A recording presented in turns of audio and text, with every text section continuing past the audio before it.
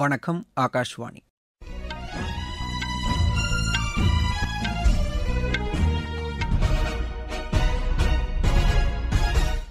செய்திகள் வாசிப்பவர் பாலசுப்ரமணி கன்னியப்பன். தலைப்புச் செய்திகள்: வளர்ச்சியடைந்த பாரதம் என்ற இலக்கை எட்டுவதற்கு பாரம்பரிய மருத்துவ முறையும் யோகாசனமும் துணை நிற்கும் என்று குடியரசுத் தலைவர் திருமதி திரௌபதி முர்மு தெரிவித்துள்ளார். சர்வதேச சூரிய சக்தி கூட்டமைப்பு தூய்மை எரிசக்தி புரட்சியை ஏற்படுத்தியுள்ளதாக பிரதமர் திரு நரேந்திர மோடி கூறியுள்ளார். வேலைவாய்ப்புடன் கூடிய ஊக்கத்தொகை வழங்கும் திட்டத்திற்கு மத்திய அமைச்சரவை ஒப்புதல் அளித்துள்ளது. தமிழகத்தில் குற்றங்களை தடுக்கவும் சட்டம் ஒழுங்கை பராமரிக்கவும் மாநிலத்தில் ஆளும் திமுக அரசு தவறிவிட்டதாக பிஜேபி தேசிய மகளிர் அணி தலைவர் திருமதி வானதி ஸ்ரீனிவாசன் குற்றம் சாட்டியுள்ளார். விம்பிள்டன் ஓபன் டென்னிஸ் போட்டியில் நாளை நடைபெறும் ஆடவர் இரட்டையர் பிரிவு ஆட்டங்களில் இந்தியாவின் ரோஹன் போபண்ணா உள்ளிட்ட 4 வீரர்கள் விளையாட உள்ளனர். இனி விரிவான செய்திகள். வளர்ச்சியடைந்த பாரதத்தை 2047ஆம் ஆண்டுக்குள் எட்டுவதற்கு பாரம்பரிய மருத்துவ முறையும் யோகாசனமும் துணை நிற்கும் என்று குடியரசுத் தலைவர் திருமதி திரௌபதி முர்மு தெரிவித்துள்ளார்.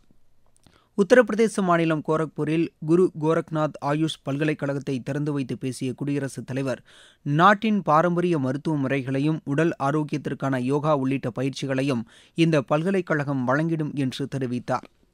மக்களின் உடல் ஆரோக்கியத்தை காப்பதில் இந்த பல்கலைக்கழகம் முக்கிய மைல்கல்லாக விளங்கும் என்றும் அவர் கூறினார். கடந்த சில ஆண்டுகளில் கோரக்பூரில் உட்கட்டமைப்பு அபரிமிதமான வளர்ச்சியை பெற்றுள்ளதாகவும் அவர் தெரிவித்தார்.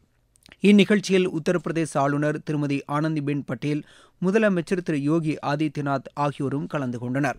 நிகழ்ச்சியில் பேசிய யோகி ஆதித்யநாத், மாநிலத்தில் சுகாதாரம் மற்றும் கலாச்சாரத்தை கோரக்பூர் ஆயுஷ் பல்கலைக்கழகம் தொடங்கியுள்ளதாக தெரிவித்தார். உலகின் புதிய மருத்துவ சுற்றுலா தலமாக கோரக்பூர் மாறும் என்றும் அவர் கூறினார்.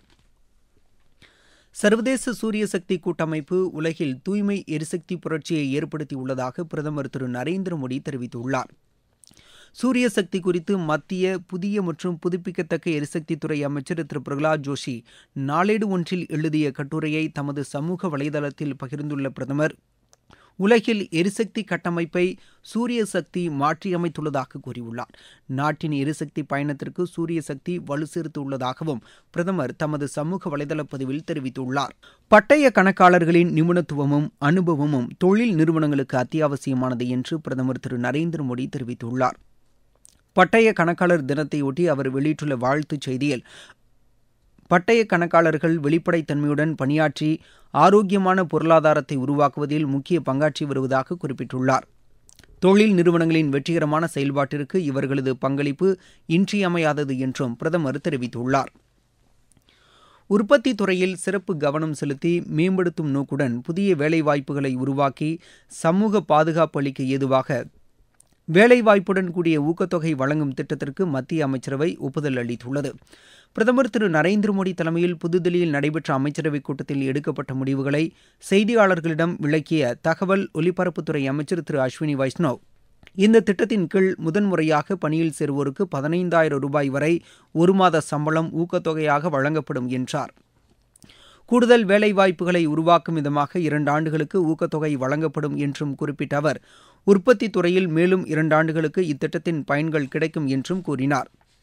தேசிய விளையாட்டுக் கொள்கை 2025க்கும் அமைச்சரவை ஒப்புதல் அளித்துள்ளதாக அவர் குறிப்பிட்டார். இதன் மூலம் நாட்டின் விளையாட்டுத்துறை மாற்றியமைக்கப்படுவதுடன் விளையாட்டு நிகழ்ச்சிகளில் பங்கேற்க மக்கள் ஊக்குவிக்கப்படுவார்கள் என்றும் அவர் தெரிவித்தார். மேலும் உலக அளவில் விளையாட்டுத் துறையில் முன்னிலையில் உள்ள முதல் 5 நாடுகளில் ஒன்றாக இந்தியாவை மாற்றவும் இந்த விளையாட்டுக் கொள்கையில் வகை செய்யப்பட்டுள்ளதாக திரு அஸ்வினி வைஷ்ணவ் கூறினார். மக்கள் சேவையில் பாரத ஸ்டேட் வங்கி முக்கிய பங்காற்றி வருவதாக மத்திய நிதியமைச்சர் திருமதி நிர்மலா சீதாராமன் பாராட்டு தெரிவித்துள்ளார். இந்த வங்கியின் 70வது ஆண்டு நிறைவை ஒட்டி அவர் வெளியிட்டுள்ள சமூக வலைதள பதிவில் 23,000 கிளைகள், 78,000 வாடிக்கையாளர் சேவை மையங்கள், 64,000 ஏடிஎம் மையங்களுடன் பாரத ஸ்டேட் வங்கி இயங்கி வருவதாக குறிப்பிட்டுள்ளார். கடந்த 10 ஆண்டுகளில் இந்த வங்கியில் மேற்கொள்ளப்பட்ட டிஜிட்டல் மாற்றங்கள் வாடிக்கையாளர்களுக்கு பெரும் பயனை அளித்து வருவதாகவும் அவர் குறிப்பிட்டுள்ளார். விவசாயிகள், மகளிர் சுய உதவிக் குழுவினர், சாலையோர சிறு வியாபாரிகள், சிறு குறு நடுத்தர தொழில்துறையினர் மற்றும் லட்சக்கணக்கான கைவினைஞர்களுக்கு இந்த வங்கி பேருதவியாக உள்ளது என்றும் அவர் கூறியுள்ளார். இந்தியாவை வளர்ச்சியடைந்த நாடாக மாற்றும் வகையில் புதுமையான நடவடிக்கைகளை பாரத ஸ்டேட் வங்கி மேற்கொள்ளும் என்று தாம் நம்புவதாகவும் திருமதி நிர்மலா சீதாராமன் கூறியுள்ளார். நீங்கள் கேட்டுக்கொண்டிருப்பது ஆகாஷ்வாணியின் செய்தி அறிக்கை. மோடி அரசின் 11 ஆண்டுகள். உலக பொருளாதாரத்தில் 4ஆம் இடம். உலக தரத்திலான கட்டமைப்பு வசதிகள். 25 கோடிக்கும் மேற்பட்டோர் வறுமையிலிருந்து மீட்பு. 86 கோடிக்கும் மேற்பட்டோருக்கு இலவச உணவு தானியங்கள். அனைத்து துறைகளிலும் வளர்ச்சி. சேவை, நல்லாட்சி, ஏழைகளின் நலன். இதுவே மோடி அரசின் தாரக மந்திரம்.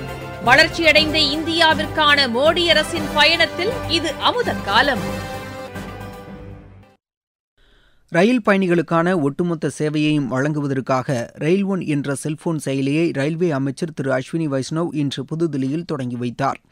ரயில் டிக்கெட் முன்பதிவு, ரயில் சேவை குறித்த தகவல்கள், PNR தகவல், பயணத்தை திட்டமிடுதல், ரயில்களில் உணவு சேவை குறித்த தகவல், ரயில்வே உதவி குறித்த தகவல் ஆகியவற்றை இந்த செயலி மூலம் பெற்றுக் கொள்ளலாம். ரயில்வே தகவல் கட்டமைப்பு மையத்தின் நிறுவன நாள் நிகழ்ச்சியில் இந்த புதிய செயலியை தொடங்கி வைத்து பேசிய திரு அஸ்வினி வைஷ்ணவ், ரயில் ஒன் செயலி மூலம் முன்பதிவில்லா டிக்கெட்டுகளையும் பதிவு செய்து கொள்ள முடியும் என்று தெரிவித்தார். ரயில் பயணிகளின் பாதுகாப்புக்கு முன்னுரிமை அளிக்க வேண்டும் என்ற நோக்கில் ரயில்வே அதிகாரிகள் செயல்பட்டு வருவதாகவும் அவர் தெரிவித்தார். ஆண்ட்ராய்டு செல்போன்களில் பிளே ஸ்டோரிலிருந்து இந்த செயலியை பதிவிறக்கம் செய்து பயன்படுத்திக் கொள்ளலாம் என்று ரயில்வே துறை தெரிவித்துள்ளது. நடப்பு நிதியாண்டில் தாதுக்கள் மற்றும் இரும்பு இல்லா உலோகங்களின் உற்பத்தி கணிசமாக அதிகரித்துள்ளது. இது தொடர்பாக மத்திய சுரங்க அமைச்சகம் வெளியிட்டுள்ள செய்திக்குறிப்பில், கடந்த ஆண்டில் 52.7 மில்லியன் டன்னாக இருந்த தாது மற்றும் உர உற்பத்தி நடப்பாண்டில் முதல் 2 மாதங்களில் மட்டுமே 53 மில்லியன் டன் என்ற உற்பத்தி அளவை எட்டியுள்ளதாக தெரிவிக்கப்பட்டுள்ளது. துத்தநாகம், சுண்ணாம்பு, பாக்சைடு போன்ற தாதுக்கள் மற்றும் உலோகங்கள் அதிக அளவில் வெட்டி எடுக்கப்பட்டுள்ளதாக தெரிவிக்கப்பட்டுள்ளது. நாட்டில் அலுமினியத்தின் உற்பத்தி கடந்த ஆண்டை விட 1.3% அதிகரித்துள்ளதாகவும் மத்திய சுரங்க அமைச்சகம் தெரிவித்துள்ளது. தமிழகத்தில் சட்டம் ஒழுங்கை பராமரிக்க திமுக அரசு தவறிவிட்டதாக பிஜேபி தேசிய மகளிர் அணி தலைவர் திருமதி வானதி ஸ்ரீனிவாசன் தெரிவித்துள்ளார். சேலத்தில் இன்று செய்தியாளர்களிடம் பேசிய அவர், பெண்களுக்கு எதிரான குற்றங்கள் தமிழகத்தில் தொடர்ச்சியாக நிகழ்ந்து வருவதாக கூறியுள்ளார். காவல் நிலையங்கள் மற்றும் சிறைச்சாலைகளில் லாக்அப் மரணங்கள் தொடர்ந்து நிகழ்வது அதிர்ச்சி அளிப்பதாகவும் அவர் தெரிவித்துள்ளார். குற்றங்களை தடுக்கவும் சட்டம் ஒழுங்கை பாதுகாக்கவும் மாநில அரசு உறுதியான நடவடிக்கைகளை எடுக்க வேண்டியது அவசியம் என்று திருமதி வானதி ஸ்ரீனிவாசன் வலியுறுத்தியுள்ளார். ஆகாஷ்வாணி கோடை பண்பலையின் 26வது ஆண்டு உதய நாள் விழா இன்று கொடைக்கானலில் நடைபெற்றது. இந்த நிலையம் மக்களின் விருப்பம் மற்றும் தேவைக்கு ஏற்ப தரமான நிகழ்ச்சிகளை வழங்கி வருவதாக இந்த நிலையத்தின் நிகழ்ச்சி பிரிவு தலைவர் திரு வெங்கடேசன் எமது செய்தியாளரிடம் தெரிவித்தார்.